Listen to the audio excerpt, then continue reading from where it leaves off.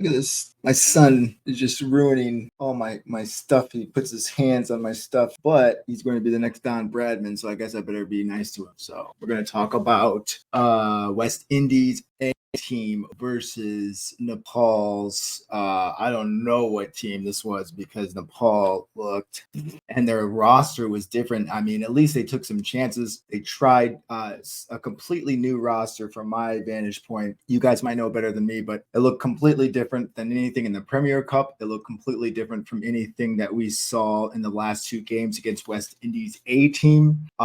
West Indies A team looked pretty similar, and we're going to talk about it. West Indies got off to a very, very dominant start right away, and they were really aggressive. They were 71 for 1 at the end of the power play, and it only got worse for Nepal after that. West Indies, hats off to them, looked extremely, extremely strong. Johnson Charles got a century, a very, very strong century, but you also saw everybody in the lineup who batted in this innings in double-digit figures. In double-digit figures with a high strike rate. You had the starting lineup of Alec Athanase and Johnson Charles. Was a good start for West Indies A. And so I don't even write any notes for the first 6 overs because it was just West Indies controlling the game immediately from the start. Alec Athanase, like I said, Johnson Charles were really strong. Sagar Dakal was getting rocked. I don't think he had a good day. He got 1 wicket. Which was Fletcher in the 15th over, but really high economy rate, a lot of runs in. So after the power play, it looked like West Indies were for sure going to pass the 200 mark. I mean, there was no doubt about it. I think after the power play, they were projecting a score of like 252, which was like, ouch. I just didn't feel like Nepal could catch up to that high run rate either. And Johnson, I mean, you got to take your hats off to Johnson Charles. I mean, he did phenomenal. Nobody in the Nepali bowling lineup had an answer to him. Like, he was completely unstoppable, red hot. He scored 13 fours and 7 sixes. And off of 61 balls. And it just seemed like everything he was doing was like the worst he could do was hit a single. If you were keeping him to a single, that was good. But wow, that was fun to watch. Yeah, and that's what I have in my notes here. Like, Johnson just keeps knocking boundaries the whole time. In the early overs, after 9 overs, it was 106 for 1. And they were predicting 236. So it looked good for them. So the only respite, I learned that word, respite. The only respite that Nepal had was when Gulsan Jha came in to bowl for Nepal, and that was in the 9th over. He seemed to have some answers, and so if you look at that over, Nepal finally gets some dot balls, some well-needed like rest from the constant barrage of boundaries that Johnson was hitting. After Alec Athanase got out, Andre Fletcher comes in. I mean, he was dominant too. He had a half century. He went 53 for 33 with 4 fours and 3 sixes. So, I mean, he was not equally, but he was a good partner for Johnson Charles. When he came up to strike, he took care of business too. In the 10th over, Nepal had a run out chance. It just looked like their hearts weren't in the game. They looked kind of slow at that run out chance. It just looked like they knew the game was over. And at this point, so Bibek, what's his name? Bibek Yadav, he had a good over. And I think he played 1 game against Qatar. I wasn't too familiar with Bibek Yadav. I'm going to sneeze. Yeah. Oh my God. Like turning into a werewolf. Okay. Yeah. I mean, Bibek Yadav, I mean, he seemed to have another answer, although he got rocked. I mean, kind of. Compared to the other bowlers, he did good though. Gulsan Jha, I mean, was the only good bowler of this on this Nepali lineup. After 3 overs, he was 0 for 15. So he led in 15 runs only after 3 overs. If you look at the economy rates of Nepal, every one of them except Gulsan Jha were above 10. Only 2 wickets for the entire day. So it was pretty bad. So Gulsan Jha was the only one who had any answers to them, but it was just like stroking long balls. And Gulsan Jha's right arm medium, so I don't know if that makes any difference. In the 13th over, Nepal had a missed catch opportunity that was disappointing. Sagar Dakal did have a good over in the 14th over. It really helped calm the West Indies bat just for that over, but it would be short-lived for sure. So Karan Khatri Chetri, he came to bowl in the 15th, and Fletcher gave him a hell of a time. He hit some big sixes in this over, and Karan was really struggling, like giving really, really predictable balls. Fletcher, like he knew where the balls were going to be, every ball that came to him. So the 15th over really killed Nepal. It really ruined the small momentum breaks that they did have. It was 162 for one after 15 overs. Johnson at this point was 89 off of 49 balls, and Fletcher was 52 off of 31.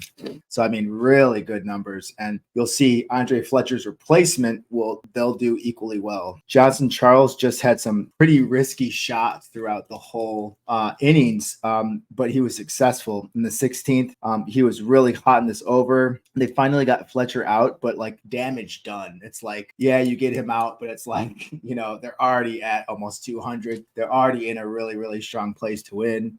So it's like, yay. Yeah. And this ball that Fletcher hit, I mean, it was almost a six. Dipender Singh already barely caught it within the boundary. So I thought it was going to go all the way for a full score, but it didn't.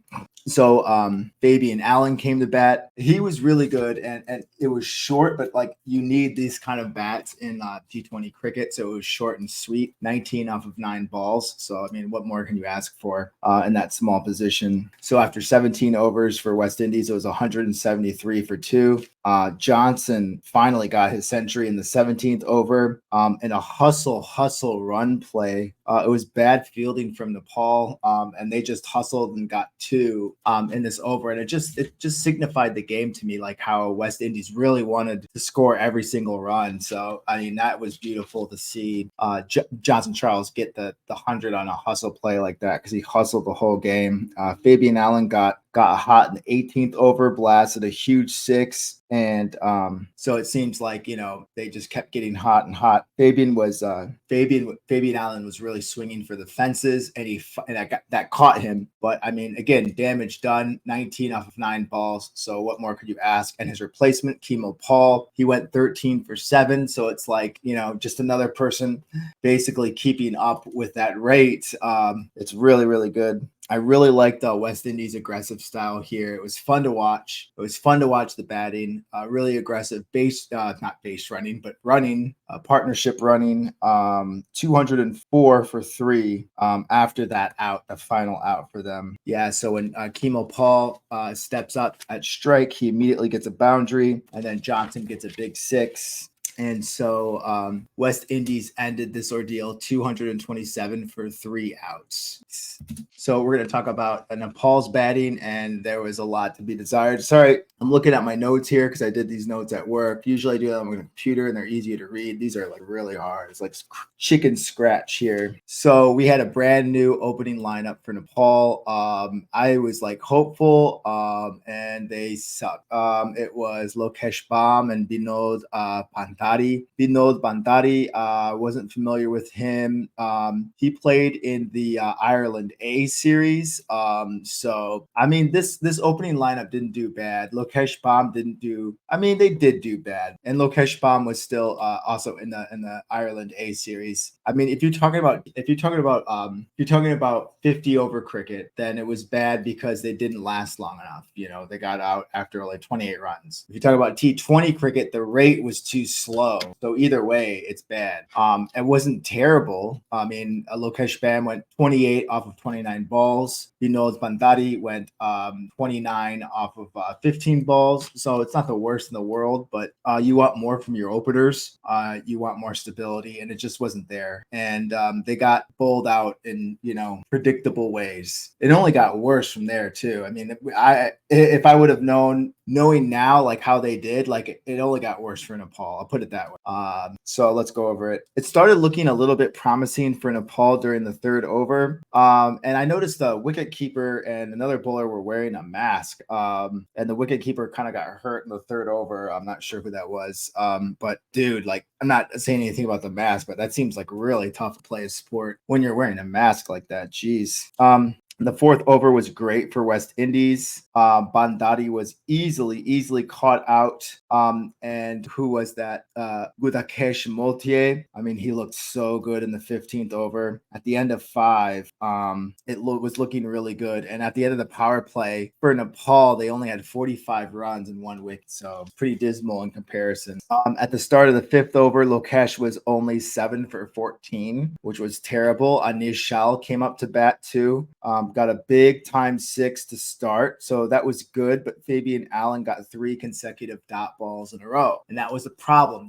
Nepal would get something, and then the West Indies bowlers just had the answers to everything that Nepal tried to do. Dot ball, dot ball. Get a 6, and then it's immediately, evened out. If you get 1 6 and the rest dot balls, that's only 6 runs for the over, and that's really not that good. Fabian Allen finished in good shape with 4 dot balls and 1 single in this over. So yeah, that was so good. Again, Nepal started. So Nepal got out again in the 7th over. So Anil got out. He was 14 for 10. Again, not the kind of opening numbers that we need. Arif came up to bat. Then we had Roston run chase. I thought he did good today. Not the best bowlers, but there was really good bowler for West Indies all around. Everybody was in single digit economy rates except for Obed McCoy. And Roston run chase, as I call him, was 8.66 economy. So he was good.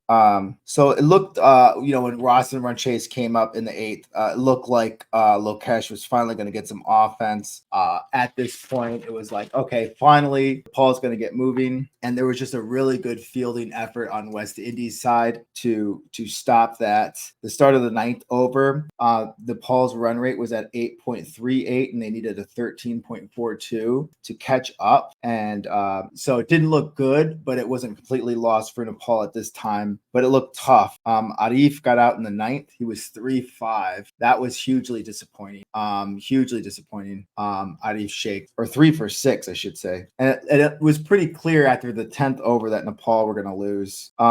Motier did not look good in this over. Kushal Malal got some much needed offense for Nepal here. And had 14 runs in his first 6 balls. So Kushal Malal was actually pretty good. He went 20 for 11, but again, he got out too fast. No stability. Motier finally got on target, stumping Lokesh. Lokesh fell 28 for 29. So that's just not good enough for your starters. I was excited when Gulshan Jha came up. Unfortunately, he was disappointing. For Nepal, he went 6 for 10. Yeah, really bad. It felt in my mind, partnership of Gulshan Jha and Kushal Malal were going to be really good. And it didn't turn out that way. And there was really no answer to the offense. Dipendra Singh Airi came up. He went 7 for 7. He didn't get to hit that much. And he was eventually run out. And Karan Khatri Chetri was the only other batter who did good for Nepal. He went 28 for 17. But yeah, it was bad all the way around for Nepal. And I'll just leave it at that. Like really poor batting, even worse bowling. West Indies did fantastic. I mean, they're one person I want to talk about most of all was Hayden Walsh, and he's in the thumbnail of this video. Hayden Walsh had 4 overs, 3 wickets, and those came in the 9th, 12th, and 14th over. And one of the notes that I said, it was like Hayden Walsh had these Nepali bowlers guessing on everything. It's like they were doing defensive batting the entire time. So I think they said that the man of the match was was Johnson Charles, but in reality, it was Hayden Walsh. Hayden Walsh was like on freaking fire in this game. I'm so excited to see more of this player because nobody had any answer for him except for like at the end of the game. He kind of got hit for a couple of boundaries, but other than that, like he was like completely dominant. And then towards the last 5 overs for Nepal, everything was like defensive. I mean, just swing. I mean, get some good swing, but like they couldn't guess where the ball was going to be. It was spectacular. And so it was really fun to watch West Indies, especially Hayden Walsh. So yeah, I don't know what they're going to do for game 4. It's going to start soon. I got to get to bed. So let's find it out. Like and subscribe. I'll see you guys.